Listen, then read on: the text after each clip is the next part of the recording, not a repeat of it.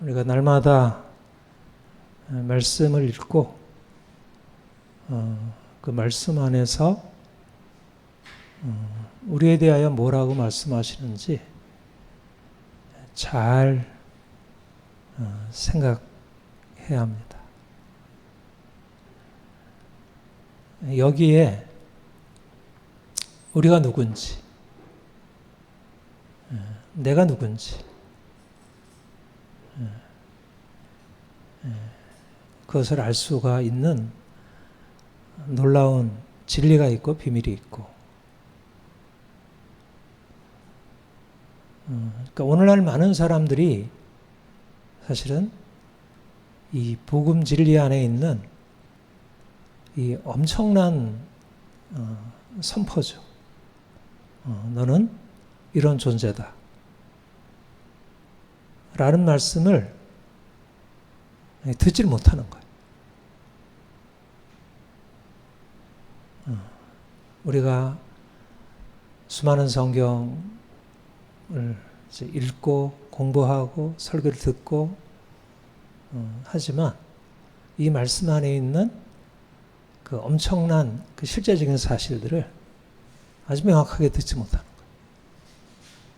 그러니까 거기서 나 자신을 보고 내가 이런 존재구나. 하나님이 나에게 이런 일을 하셨구나. 그게 사실은 이제 새로운 출발이고 새로운 삶의 시작인데, 하나님이 여러분들에게 이거를 열어주시기를, 좀 더 분명하게 열어주시기를. 이거는 우리가 보고 듣고 느끼고 하는 이제 우리의 이성적인 그런 경험적인 사실들과 달라서 사실은 뭐 성경에 나와 있는 너는 택하신 족속이요 왕 같은 제사장들이요 거룩한 나라요 그의 소유가 된 백성이니 뭐 너무 그냥 평범한 이제 글이잖아요. 근데 여기에 사실 엄청난 하나님 빛이 있고 우리 존재가 누구인지를 밝혀주는 엄청난 사실이 숨어 있다는 것을. 그러니까 내 존재가 여기서 설명이 되고 내 존재를 여기서부터 이해하게 되고 이것을 가지고 살아야 우리 인생 안에 하나님이 이미 행하셨고 지금 행하시고 있는 일들을 우리가 제대로 이해하고, 그러면 내 인생을 하나님이 이렇게 놀랍게 바꿔놓으셨네. 우리 존재 전체가 이 안에서 얼마나 새로워졌는지를 발견하게 됩니다.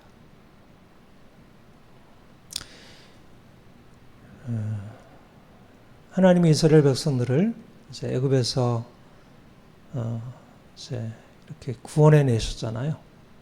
그리고 하신 말씀이에요. 이 말씀은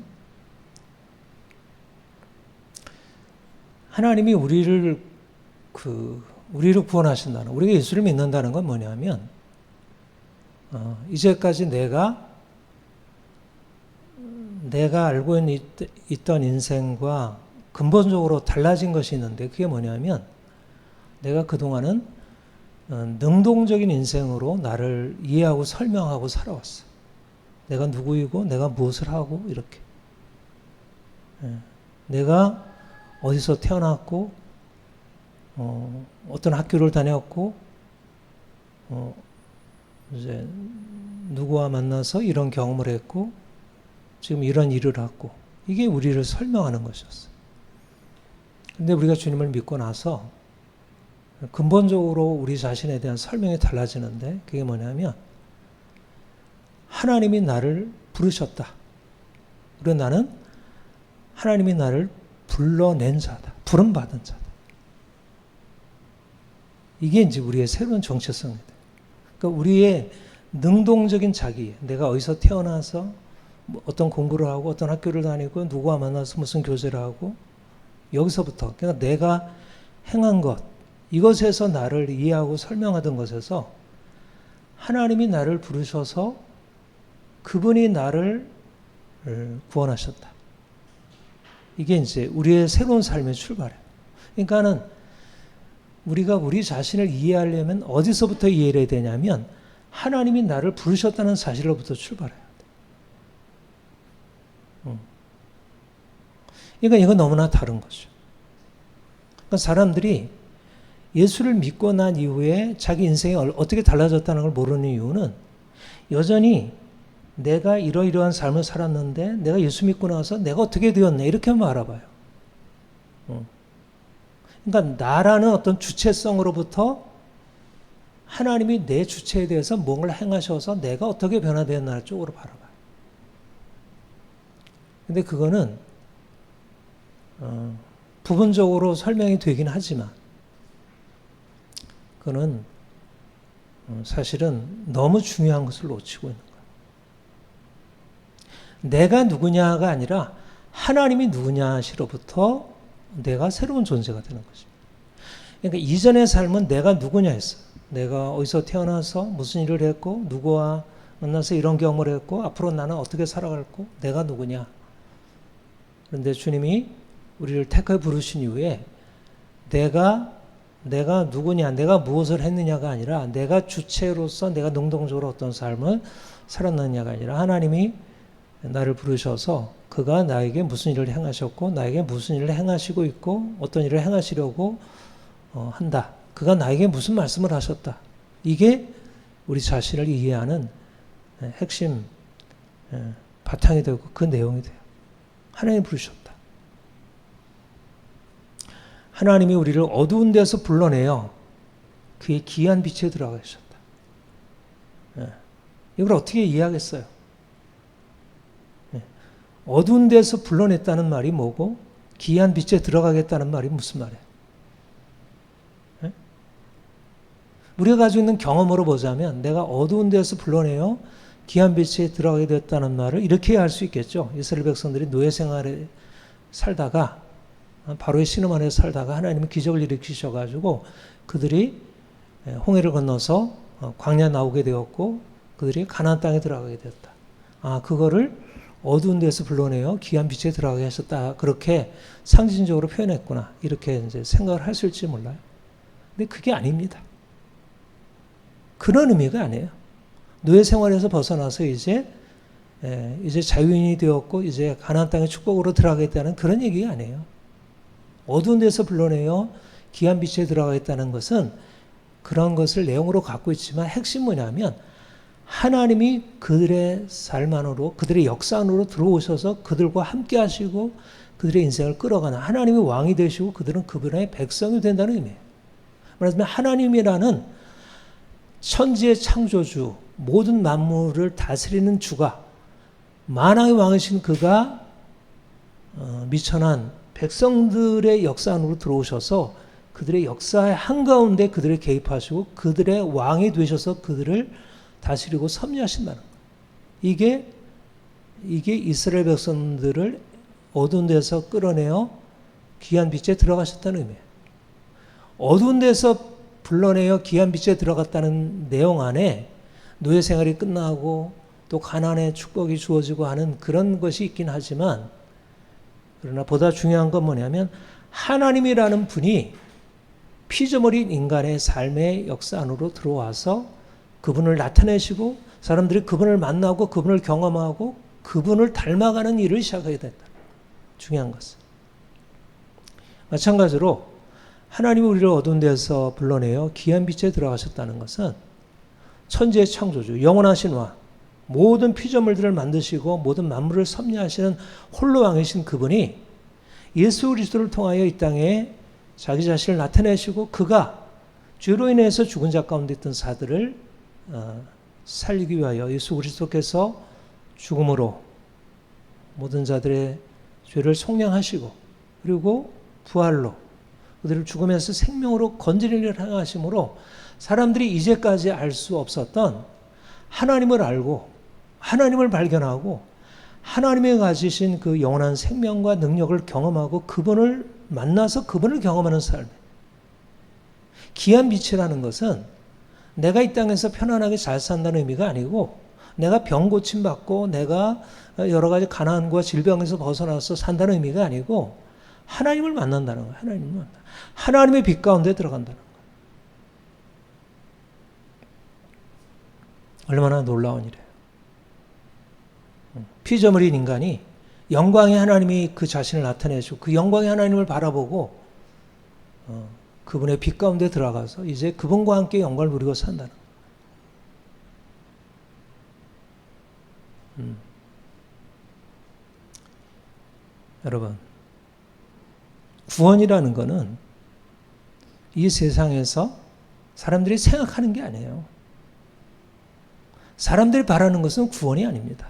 사람들이 바라는 것은 돈이고 성공이고 부고 권력이고 행복이고 이런 거지만 사람들은 구원을 바라지 않아요. 성경이 말하는 구원은 사람들이 바라는 대상이 아니에요. 사람들은 그것을 꿈꾸지도 못하고 생각도 못하고 상상도 못해요.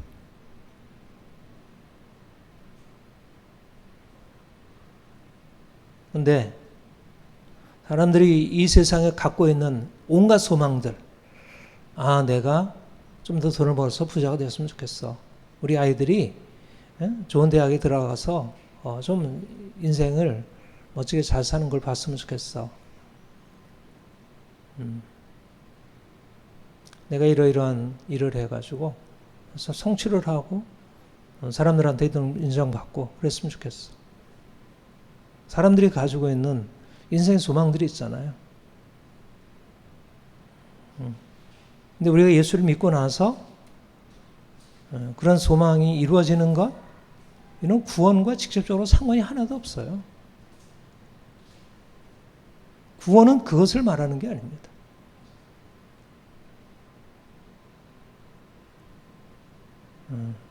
구원은 이제까지 한 번도 들어보지 못했던, 한 번도 생각하지 못했던, 눈으로 보지 못하고 귀로 듣지 못하고 마음으로 생각지 못했던 하나님 자신의 영광을 하나님이 우리에게 나타내시는 거예요. 하나님의 영광을 바라보고 그분을 기뻐하게 되고 그분 안에서 내 존재를 새롭게 인정하게 되는 거예요. 내가 이제까지 내 인생을 이제까지 이러저러한 방식으로 살아왔는데 그는 진짜가 아니었네. 그는 그냥 그림자같이 지나가는 것이었고 진짜는 이게 진짜네. 이 창조주 하나님이 영광의 하나님이 지금 나타나셨네. 진짜를 지금 보게 되었네. 내가 이제까지 살아온 삶은 진짜가 아니었고 이것은 하나의 그것의 그림자에 불과했고 지금도 많은 사람들이 뭐 돈 벌어서 뭐 이러저러하게 인생을 즐기고 있고 뭐 대통령이 되고 뭐 국회의원이 되고 뭐가 되어서 이렇게 영광을 누리고 있다고 하지만 그건 진짜가 아니네. 진짜는 하나님 그분이 진짜이시고 그분 안에 모든 게 있고 그분 안에 생명이 있고 그분 안에 영광이 있고 그분을 만나는 게 진짜 인생이네. 근데 그 하나님이 내게 그걸 열어주셨네. 나를 어둠에서 건져내요. 그 빛 가운데 들어가게 하셨네. 예수 그리스도 안에서 그 영광의 빛을 내게 보이셨구나. 구원이란 바로 예수 그리스도 안에서 그 빛 가운데 사는 것입니다. 하나님, 그분이 빛이시고 예수 그리스도께서 빛이셔요. 하나님이 빛이시고 예수 그리스도께서 빛이셔요. 예수 그리스도를 통해서 하나님을 아는 자만이 빛 가운데 가는 자. 예수 그리스도를 모르고 하나님을 경험하지 못하면 여전히 어둠 가운데 있는 자예요. 그가 아무리 돈이 많아도 아무리 권력이 뛰어나도 아무리 그가 많은 지식을 가지고 있다고 해도 아무리 훌륭한 도덕적인 행위를 했다 하더라도 그는 여전히 어둠 가운데 있는 자예요. 그에게는 빛이 없어. 빛은 오직 예수 그리스도 안에 있고 예수 그리스도 안에서 우리에게 찾아오신 하나님 그분에게 있어요. 그분에게만 빛이 있고 그분에게만 생명이 있어요. 그 빛 가운데 거하는 자들만이 생명 안에 살아갈 수 있어요. 여러분, 그러니까 우리가 예수를 믿고 나서 일어나는 우리의 삶의 많은 변화가 우리의 구원에 있어서 뭐가 그렇게 중요합니까?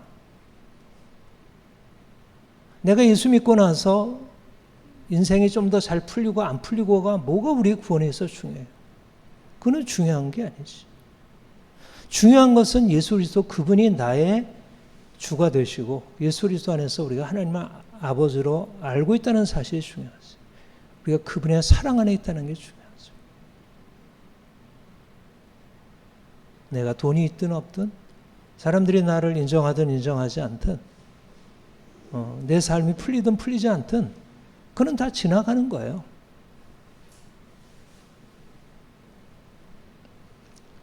빛은 오직 예수 그리스도 안에서 이미 나타난 거예요. 그리고 이미 그 안에 들어간 사람들, 믿음으로 말미암아 그 안에 들어간 사람들만 빛 가운데 있는 거예요. 어두운 데서 불러내어 귀한 빛에 들어갔다는 것은 내가 이전에 눈에 보이는 세상에서의 영광, 세상에서의 그 행복, 성공 이런 것을 붙들고 살다가 주님 만나고 보니까 이거는 내 인생에 그렇게 큰 의미를 가지고 있는 게 아니구나. 예수 그리스도 안에서 이 엄청난 게 있구나.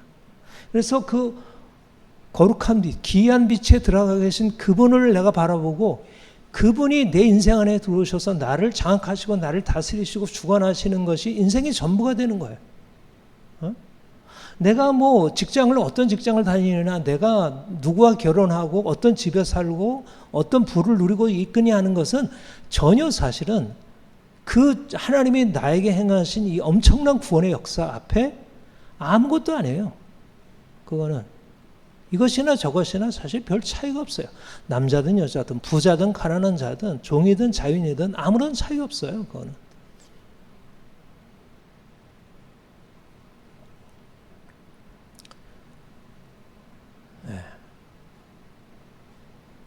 우리가 이 부름 받았다는 하나님의 자녀가 되었다는 이 엄청난 은혜, 엄청난 이 놀라운 선물, 이제 우리가 그 사랑 안에 있는 것입니다. 사랑. 우리가 그 빛 가운데에 거한다는 것은 그 사랑 안에 있다. 내가 열심히 노력해서 뭔가를 이루는 게 아니라 그분의 사랑이 나를 다스리시고 주장하시고 자기를 아낌없이 내어주신 그 아버지의 사랑이 우리를 두르고 있어요. 그가 우리에게 모든 것을 주시지 않겠느냐, 은사로.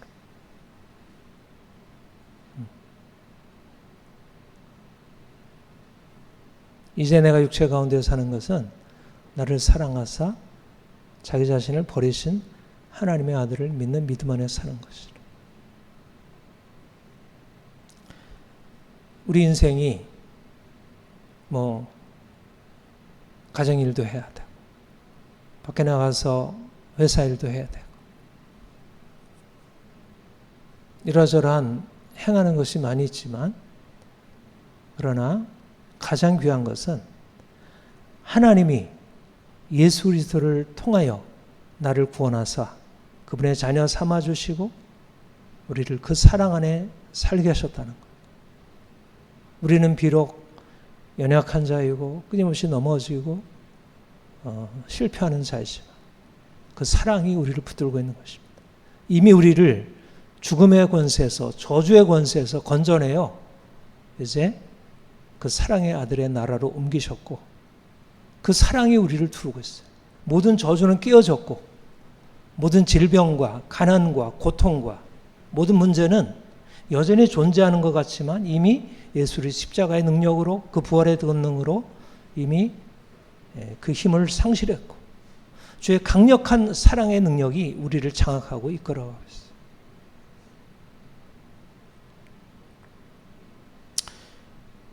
여러분, 우리가 특별히 할 게 없는 거예요. 내가 특별히 뭘 애써서 노력하고 그게 할 게 없는 거예요. 하나님이 나를 위해서 다 하셨다니까요. 하나님이 자기 아들을 아끼지 아니하고 내어주셨다니까요. 만물을 창조하신 그분이 우리의 모든 만물을 너의 것으로 삼으라. 내가 너를 온 만물의 주권자로 너를 세워 너를 만물을 통치하게 하는 왕같은 제장 삼으리라. 이렇게 말씀하시고 우리를 불러내신 거예요. 우리는 누구인가? 하나님이 부르신 자이고 하나님이 그 영광을 위하여 우리를 택하여 부르신 자인 거예요. 내가 누구입니까? 내가 가난한 자입니까? 내가 병든 자입니까? 내가 별 볼 일 없는 자입니까? 공부 못한 자입니까? 사람들이 나를 별 볼 일 없다고 그렇게 평가하는 자입니까? 그게 아니라는 거예요. 나는 부름받은 자라는 거예요. 어두운 데서 불러내 그의 빛 가운데 들어가서 빛이신 하나님이 내 삶에 빛으로 일하시고 이제는 너희가 어두운 가운데 있지 아니고 이제 빛의 자녀로 살아갈 수 있도록 세상이 알지 못하는 그런 엄청난 은혜와 능력을 맛보고 살아가는 거예요. 예.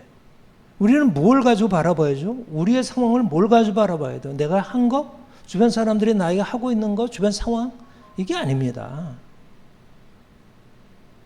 보이는 것이 아니에요. 보이는 것을 창조하시고 보이는 것을 죽은 것을 살리시고 없는 것을 있는 것처럼 불러내시는 그 창조주 하나님, 능력의 하나님이 우리의 삶 가운데 들어오셔서 우리를 위해서 행하신 일, 우리는 그분의 능력 안에서 그분의 주권 아래서 출애굽의 역사를 이미 경험했고 출애굽을 따라서 그분의 이끌어 가심을 따라서 살아가는 거예요. 뭐가 우리에게 문제가 되겠어요?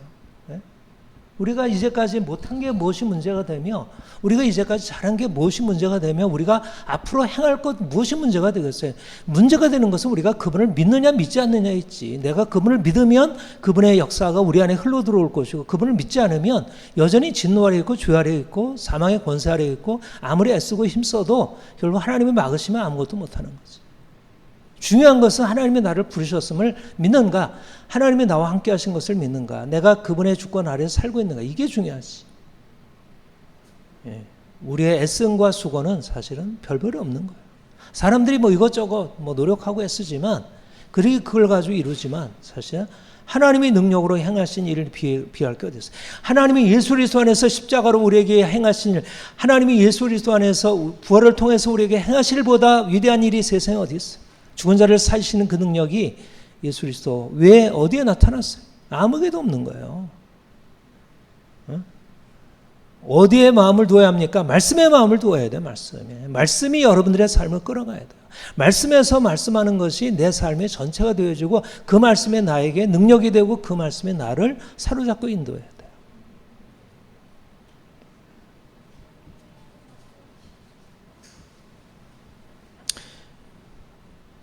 예. 9절 그러나 너희는 택하신 족속이요 왕같은 제사장들이요 거룩한 나라요 그가 소유가 된 백성. 하나님이 이스라엘 백성들을 애굽에서 건져내신 목적은 거룩한 백성 삼는 것입니다. 거룩한 나라요 거룩한 백성. 너희가 내게 되어 제사장 나라가 되며 거룩한 백성이 되리라. 하나님이 이스라엘 백성들을 애굽에서 건져내신 이후에 그가 이스라엘을 건져내신 목적, 그들을 구원하신 목적을 명확히 말씀하셨어요. 중요한 것은 우리가 구원받고 부름받은 목적을 아는 것입니다. 목적 있는 부르심, 목적을 향한 부르심.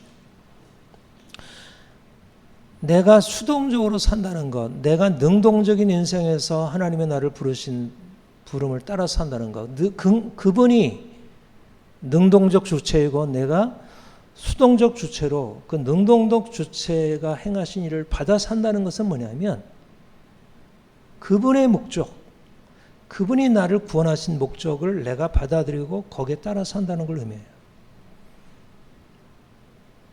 믿기 이전과 믿은 이후가 무엇이 달라질까? 목적이 바뀌어지는 거예요. 목적이 기록되었을 때 내가 거룩하니 너희도 거룩하다 하셨느니라. 너희는 거룩하라. 이는 나 여호와 너희 하나님은 거룩함이니라. 여러분, 이게 얼마나 놀라운 거예요. 생각해 보세요. 하나님은 창조주이시고 우리는 피조물이에요.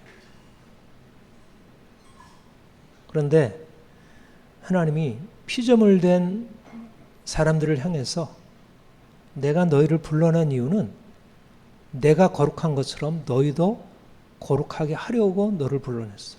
이제 내가 너한테 명하는데 너는 나처럼 거룩하라. 내가 거룩하니 너희도 거룩하라. 여러분, 이런 목적이 선포됐다. 너무너무 놀라운 거죠. 네. 우리가 하나님을 알 때 내가 가지고 있었던 인생의 목적이 얼마나 낮은 차원의 것인지, 내가 인생에서 바라고 꿈꾸던 것과 하나님이 나를 부르실 때 나에게 바라시고 꿈꾸시는 것이 너무나 다르다는 것. 내가 주님을 만나서 알게 되는 것은 하나님은 거룩하신 분이구나. 나는 형편없는 존재구나. 그분은 빛이시고 나는 어둠이구나. 이걸 알게 돼. 이게 빛이신 하나님을 만나서 우리에게 일어나는 중요한 사실에 대한 인식. 그게 진실이에요.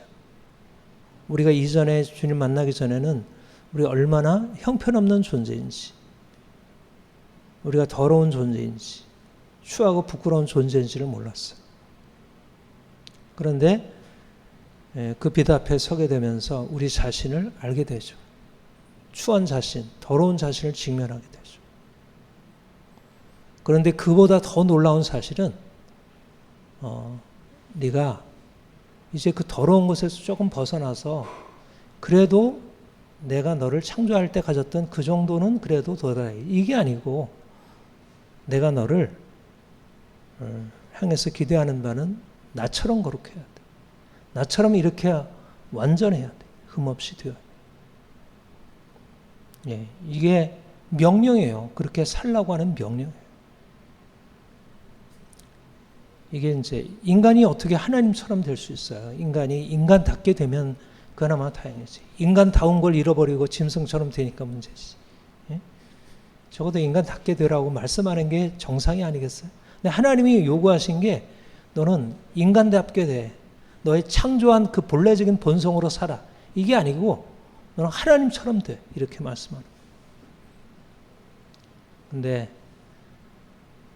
이제 출애굽하신 이후에 하나님이 이스라엘 백성들에게 이 말씀을 하시긴 하셨지만, 그러나 이 말씀이 이스라엘 백성들이 아멘하고 받아들이긴 했죠. 근데 그게 됐습니까? 안 됐습니까?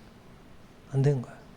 될 수가 없었어요. 나중에 그게 알게 된 사실이지만 이스라엘 역사 속에서 끊임없이 그들은 실패했고 거룩하지 못하다고 해서 그들은 계속 이방인들을 통해서 심판을 받았어요. 그런데 예수 그리스도께서 오신 이후에 밝혀진 사실은 뭐냐면, 그게 이스라엘 백성들, 율법 아래에 있었던 이스라엘 백성들에게 실현될 수 있는 게 아니고 이제는 그 아들을 보내사 아들의 피로 구속된 자들에게 이루어질 내용이었다는 거예요. 그게 예수 그리스도 오신 이후에 성령으로 말미암아 알려진 사실이었어요. 그러니까 구약 이스라엘 백성들은 내가 거룩하니 너희도 거룩하라는 말씀을 들었지만 실제적으로 그들이 그렇게 될 수 없었죠. 그런데 이 구약에서 이스라엘 백성들에 하셨던 그 하나님의 말씀이 이제 신약의 성도들, 예수 피로 말미암아 구속된 성도들에게 이게 실제적인 현실로 될 수 있는 명령이 된 거예요. 무엇으로 말미암아? 예수 그리스도의 피로 말미암아. 너희가 알거니와 너희 조상이 물려준 헛된 행실에서 대속함을 받은 것은 은이나 금같이 없어질 것으로 된 것이 아니요 오직 흠없고 점없는 어린 양 같은 그리스도의 보배로운 피로 된 것이니라. 이스라엘 백성들이 애굽에서 나올 때 이제 유월절 어린 양의 피로 문설주에 바르고 임방에 바르고 그들이 유월절 어린 양의 피로 출애굽을 했어요.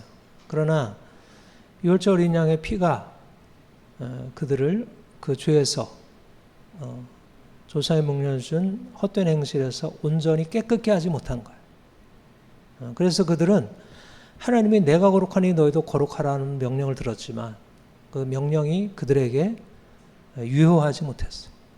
실제적인 삶에서 그 명령은 실패로 끝났고 에도니아의 이스라엘 백성들은 하나님의 저주 아래에 놓여 되었어요. 그런데 그리스도께서 오셔서 자기 피로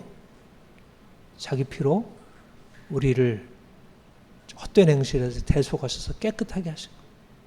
우리를 거룩하게 하신 거예요. 놀라운 역사가 일어난 거죠. 말하자면 하나님께서 내가 거룩하니 너희도 거룩하라고 하는 말씀은 우리에게 주어진 명령이기에 앞서서 하나님이 우리를 위해서 행하신 구원의 은혜라는 거예요. 히브리서 9장 14절을 보면 허물며 영원하신 성령으로 말미암아 흠없는 자기를 하나님께 드린 그리스도의 피가 어찌 너희 양심을 죽은 행실에서 깨끗하게 하고 살아계신 하나님을 섬기게 하지 못하겠느냐. 여러분, 하나님이 명령하시고 나서 그 명령을 우리로 죽도록 지켜라 이렇게 말씀하지 아니하시고 그 명령을 행할 수 있도록 우리에게 새로운 조건을 부여하신 것입니다. 우리 양심을 죽은 행실에서 깨끗게 하는 일에 예수 그리스도의 피가 사용이 된 거예요. 그래서 그리스도의 피를 통하여 구속함을 받은 자마다 죽은 행실에서 벗어나서 깨끗하게 변화되고 새로운 삶으로 들어가게 됩니다. 놀라운 은혜죠.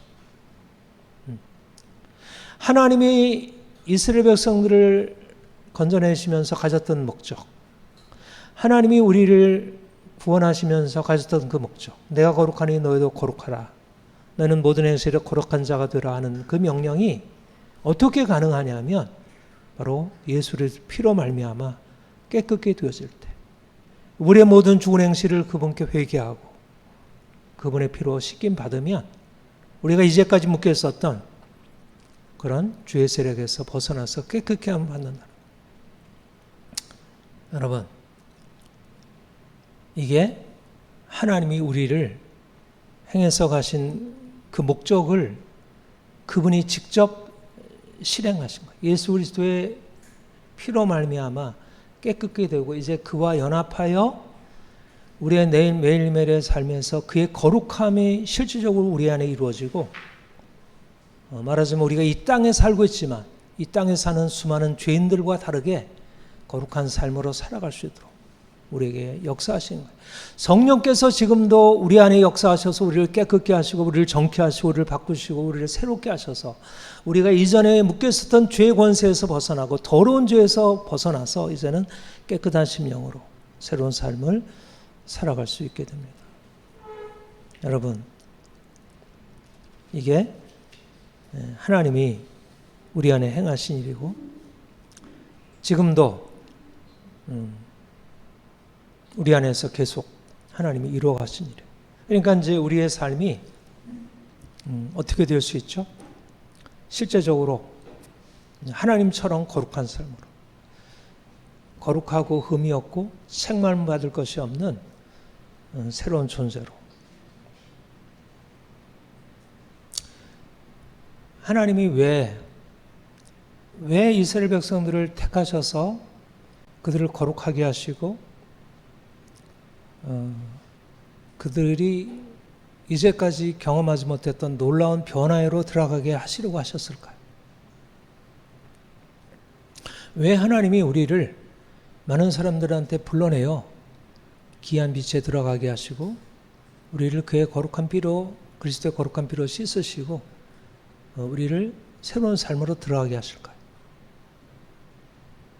왜 그렇죠? 네. 하나님의 목적은 우리를 거룩하게 하셔서 열방을 복되게 하시라는 것입니다. 하나님이 아브라함을 불러 죄악의 땅 메소포타미아에서 불러 그를 구속하신 것은 그로 하여금 하나님의 은혜를 힘어 거룩한 나라 이루고 그래서 세상을 향하여 하나님의 축복을 전파하게 하시려. 이게 바로 아브라함을 부르신 목적이고 열방을 축복하시려는 하나님의 뜻이 아브라함을 택하신 목적. 하나님이 이스라엘 백성들을 택하신 목적은 그들로 하여금 제사장 나라 거룩한 백성 삼으셔서 온 열방 가운데 하나님의 영광을 드러내고 온 열방 가운데 하나님의 이름을 선포하고 죄와 죽음 아래 종료한 자들이 결국 죄와 죽음에서 벗어나서 하나님의 축복 안으로 나오도록.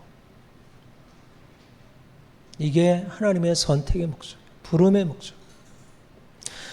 하나님께서 우리를 부르신 목적은 우리를 거룩하게 하심이고, 우리를 거룩하게 하신 목적은 열방을 향하여 그의 이름을 선포하고 그의 귀한 빛에 들어가신 아름다운 덕을 선포하고 온 열방으로 하여금 하나님이 누구신지, 하나님이 얼마나 위대하신 분이신지 알게 하시려. 여러분, 우리 존재가 어떤 존재죠? 우리가 많은 사람들 가운데 하나인가요? 수많은 사람들 가운데 하나인가요? 많은 사람들 가운데서 그 서열을 정하면 우리는 한 중간쯤 그 아래에 있는 사람들인가요? 우리의 원래 출신은 그럴지 모르지만 우리는 그의 택하신 족속이라. 택하신 족속. 하나님 목적을 가지고 택하신 족속이라. 거룩한 나라, 택하신 족속이라. 왕 같은 지장이라. 우리가 가지고 있는 출신이 우리를 규정하는 게 아니라 너희 부르심을 보라. 육체를 따라 재는 자가 많지 않냐고, 능한 자가 많지 않냐고, 문벌 좋은 자가 많지 않다. 그러나 하나님께서 미련한 자를 택하사 재는 자를 부끄럽게 하시고, 하나님께서 미련한 자를 택하사 그들을 거룩한 나라, 그의 소유된 백성 삼으시고 왕같은 장 삼으셔서 세상에 재는 자들을 부끄럽게 하시고, 세상에 약한 자들을 택하사 세상에 강한 자들을 부끄럽게 하시는 역사를 이루시는. 어떻게 가능합니까? 그게 하나님이 가능하죠. 하나님이 세상을 창조하셨는데 우리의 육체도 하나님이 창조하신 것이지만 하나님이 우리를 새롭게 창조하셔서 우리의 육체로 살아가는 게 아니라 우리의 육체를 이제 그리스도와 함께 연합한 새로운 존재로 바꾸셔서 새로운 존재로서의 우리가 세상을 향하여 새로운 삶을 살아가도록 하나님의 아들로, 하나님의 왕같은 제장으로 세상을 통치하도록 그렇게 하나님이 작정하신 거예요. 거룩하게 하는 것도 우리가 하는 일이 아니고 우리를 왕같은 제장으로 세상을 하여 나가게 하는 것도 우리가 하는 일이 아니에요. 우리가 무슨 일을 그런 일을 하겠어요. 우리는 못하죠. 기도원처럼 나는 안 됩니다. 나는 안 돼요. 모세처럼 나는 안 돼요. 그거는 나에게는 너무 버거운 일이에요. 그거는 버거울 뿐 아니라 말도 안 되는 일이에요. 내가 무슨 그런 일을 하겠어.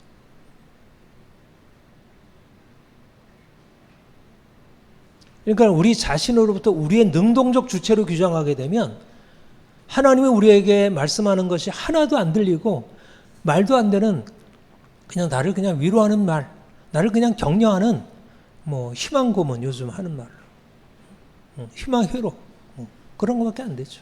너는 존귀한 자야. 너는 보배롭고 존귀한 자이고 너는 열방을 향해서 축복의 통로가 될 거야. 그거는 그냥 성경에서 우리에게 위로하는 약자들을 이렇게 위로해가지고 세워주는 말에 불과하지. 실제적으로 내가 가진 것도 없고 돈도 없고 지혜도 없고 사람도 인정해주는 하나도 없는데 내가 무슨 일을 하겠어. 안 되지. 그런가요? 그래서 어디서부터 시작해야 한다고요? 우리 자신이 가지고 있는 우리의 능동적 주체가 아니라 하나님이 능동적 주체로서 우리를 부르신 우리의 수동적 주체. 하나님이 나를 부르셨고 나를 부름받았다는 부르신 그가 우리에게 뜻하신 바, 부르신 그가 우리에게 행하신 바로부터 시작을 해야 하나님이 우리에게 하시는 일이 이해가 되고 이게 믿어지고 거기에 대해 소망이 되고 거기에 우리 자신을 드릴 수 있고 그래야 하나님의 역사가 이루어집니다. 왕같은 재앙이라고 하는 것은 우리가 가지고 있는 육체적인 조건에 의해서 내가 이제부터 하나님이 나에게 축복을 하셔서 내가 좋은 직장에 들어가고 좋은 집을 짓고 내 은행 잔고가 갑자기 이러저러하게 불어나고 이런 것을 의미하는 게 아니에요. 왕같은 재앙이라는 것은 이미 예수 그리스도와 함께 연합해서 왕같은 제장이신 예수 그리스도, 왕이시고 제사장인 그분이 우리의 삶에 들어오셔서 왕권을 우리에게 허락하시고 제사장권을 우리에게 허락하셔서 우리로 하여금 세상을 통치하고 세상을 다스리고 세상을 중보하고 세상을 섬기도록 하셨다는 거예요. 얼마나 놀라운 일이에요. 여러분, 우리 자신에 대해서 자부심을 높이려면 하나님을 만나야 돼요. 하나님 만나지 못하면 인생이 짜부러져 있어요. 내 인생이 이렇게 짜부러져 있는 것은 내가 하나님 만나지 못해서 그래요. 하나님이 너는 왕 같은 제사장이다 말씀하는데 나는 왕이 아니고 나는 거제예요. 너는 제사장이다 하는데 내가 무슨 제사장이에요? 나는 그런 위대한 일을 할 수 없어요.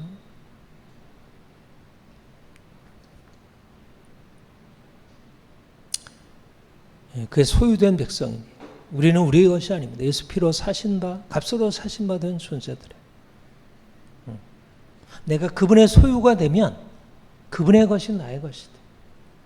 여러분, 내가 내 것을 인정하고 내 것을 고집하고 내 것을 늘려가려고 하면 하나님이 우리 인생 안에 주시려는 것을 하나도 못 받아요. 내 손에 든 것 다 내려놓고 이제 나는 당신의 것입니다. 주님이 나를 위해서 자신을 내어주셨듯이 이제 나도 주님을 위해서 나의 모든 건 내어드리면 그분이 나를 그의 소유 삼으시고 그분의 모든 소유를 우리의 것으로 주시는 거예요. 왕 같은 제사장 삼는 거예요. 여러분, 그분과 우리의 것을 그분에게 드리면 그분의 것을 우리에게 주신다니까요. 내가 그분의 기업이 되면 그분의 기업이 나의 기업이 되는 거예요. 얼마나 놀라운 일이에요. 여러분, 이거는 우리가 죽고 나서 예수님 재림하고 나서 이루어질 만이 아니라 이 땅에서도 그래요. 이 땅에서도 내가 주를 위하여 나의 모든 것 드리면 그분이 나의 기업 되셔서 그분의 모든 것으로 우리로 누리고 살게 하시오. 여러분, 예수 그리스도는 만왕의 왕이시오. 우리는 그분과 함께 세상을 통치할 자로 부름받은 자들이에요. 세상 사람들이 보면 말도 안 되는 착각하지 마. 네 주제를 알아. 이렇게 얘기할지 모르지만 너 자신 알라. 그렇게 모르지만 너는 하나님 모르기 때문에 하나님이 내게 행하시를 알지 못해서 그런 말을 하는 거야. 이게 내 자신에 대한 정확한 이해야. 성경이 말씀하고 있고 내가 믿어. 하나님이 나에게 위대한 일을 행하실 거야. 하나님이 나를 축복의 통로 삼으셔서 세상이 놀라워할 일을 내가 하게 될 거야. 기다려봐. 여러분, 우리는 보통 사람들이 아닙니다. 하나님의 자녀들이고 왕같은 제사장들이에요. 세상 사람들이 자기의 돈으로, 권력으로, 자기가 갖는 지식으로, 자기의 행위로 뭔가를 쌓으려 가지고 자기가 대단하다 여기지만 다 그들은 하나님의 발 밑에 있는 자들이에요. 우리가 하나님과 연합해 있으면, 그리스도 연합해 있으면 사실은 세상 모든 사람들이 뛰어난 존재가 되는 거예요. 땅에 속한 자가 아니라 하늘에 속한 자로 산다니까. 이제 왜 세상에 속한 자들을 부러워하고 그들과 같아지려고 노력하겠어? 중요한 것은 세상을 향해서 이렇게 통치의 영광을 우리가 나타내려면 온전히 거룩하게 돼야 돼. 그리고 철저히 십자가에 못 박혀 죽어야 돼. 세상에 대해서 버림받은 자들이 예수님 그러셨잖아요. 사람에게 버림받으었으나 하나님께 택하시는 분 자로. 우리가 하나님께 택함을 받는다는 것은 세상의 인정과 평가와 사랑과 존경과 이것을 기꺼이 내려놓을 생각을 하는 것이. 세상의 인정과 평가를 구걸하면서 살게 되면 결국 하나님께로부터는 버림받아요. 세상의 인정과 평가를 버리고 내가 주의 택하심 앞에 충성하고 나아가면 그분의 나를 그분의 택하신 목적에 따라서 들어올리셔서 열방을 다스릴 통치자 삼으시오. 여러분, 둘 중에 하나입니다. 하나님께 택함을 받고 그 택하심의 목적에 따라 살 것인가, 아니면 세상의 택함을 받아서 세상이 주는 영광을 내가 취하고 살 것인가. 여러분, 열방의 축복과 총로가 되는 아브라함의 비전, 하나님이 이스라엘 백성들을 애굽에서 건져내시면서 허락하셨던 놀라운 세상을 다스리는 왕같은 제사장의 비전, 이제 예수 그리스도께서 우리에게 오셔서 그와 연합하게 하시고 거룩한 백성 삼으시고 우리 열방을 다스릴 왕같은 제사장으로 우리를 세우시려고 하십니다. 여러분, 우리나라의 정치적인 상황도 사실은 하나님이 우리에게 주시는, 우리나라가 민주화되고 자유화되고 뭐 다 필요하지만 그보다 더 중요한 일은 뭐냐면 우리가 주 형상으로 변화되어서 거룩한 나라 되는 거예요. 거룩한 공동체가 세워지는 거예요. 이것만큼 하나님이 세상을 향해서 하실 일이 없어요. 세상을 바꾸는 일은 사실은 교회를 세우는 일보다 작은 일이에요. 교회를 세우는 일은 하나님의 영광이 이 땅에 나타나는 일이고, 세상을 바꾸는 일은 그 일에 사실 결과로, 열매로 주어지는 것입니다. 하나님이 우리에게 행하실, 이미 행하셨고 앞으로 행하실 일을 기대하며 우리가 다 힘있게 나아가기를 원합니다. 기도하겠습니다.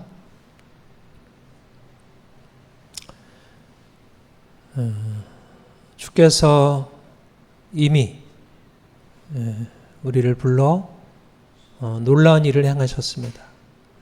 죄 가운데 있었고 저주 아래 있었고 또 자기 자신이 그러한 줄도 알지 못하고 어둠 가운데서 방황하고 헤매고 어찌할 줄 알지 못했습니다. 주님 우리에게 오셔서 우리의 행한 것 보여주시고 우리 안에 새로운 살 길을 열어주신 감사합니다. 어두운 데서 불러내어 그의 기이한 빛에 들어가게 하신 놀라우신 하나님, 우리가 날마다 찬양하며 그 기이한 빛의 그 실질적인 의미들이 매일매일의 삶에서 깨달아지길 원합니다. 우리가 빛 가운데 사는 삶이 얼마나 놀라운 삶인지, 우리가 하나님의 통치 아래 사는 삶이 얼마나 아름다운 인생인지, 우리에게 이제까지 주어졌던 것들이 사실은 세상의 어떤 것들과 비유할 수 없는 것들이지만 이제 예수 그리스도 안에서 우리에게 주어진 놀라운 새로운 역사가 더 온전하게 믿어지게 하옵소서. 이제 주께서 우리를 위해서 행하신 것들이 실질적으로 우리의 삶에 나타나고 경험되고 그리고 많은 사람들을 위하여 이것이 증거되게 하옵소서. 주의 이름이 우리를 통해서 온 땅에, 온 열방 가운데 드러나기를 원합니다. 감사합니다. 예수님의 이름으로 기도합니다. 아멘. 예. 찬송가 421장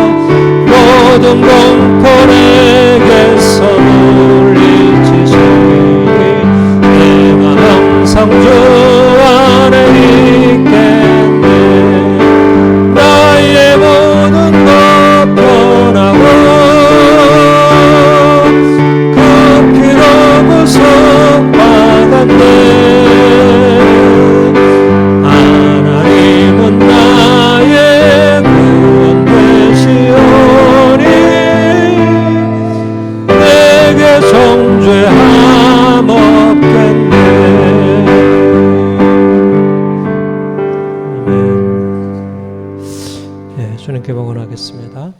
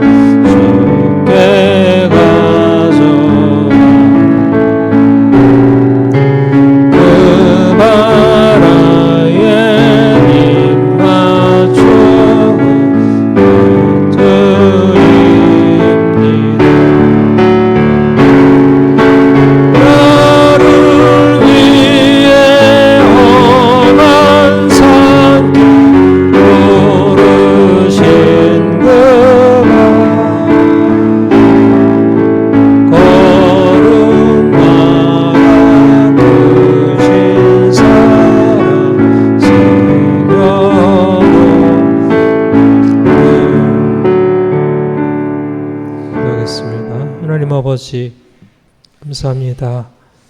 주께서 우리를 은혜로 구원해 주시고 날마다 그 은혜 안에 살게 하시니 감사합니다.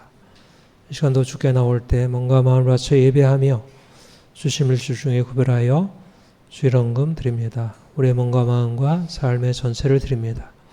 주님 기뻐 받아 주옵소서. 드린 손길마다 축복하시고 이 땅에 사는 동안 주를 신실하게 섬기며 주님 주시는 축복을 받아 누리며 살게 하옵소서.